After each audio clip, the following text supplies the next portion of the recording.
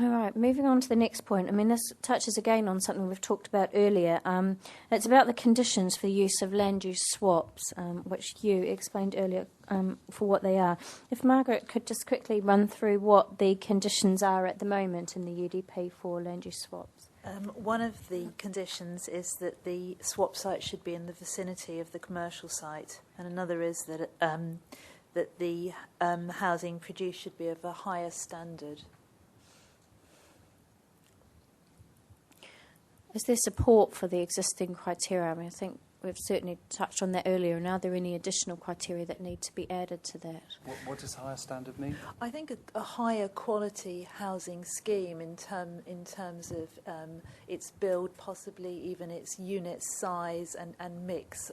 For example, it might be more a swap site could possibly be more suitable for family accommodation. So you might want to put 3-4 bedroom units on it, whereas if it was above an office block, for example, it might not be such a suitable location for families. That's just an example. Hugh?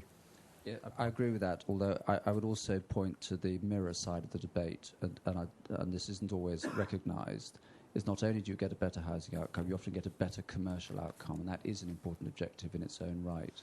A compromised commercial building actually is a poor outcome as well, and both things matter.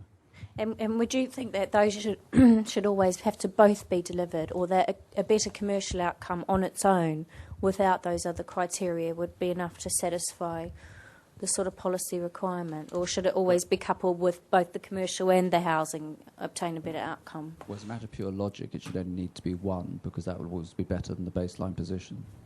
Okay, thank you. Okay, were there any other comments on the land use credits?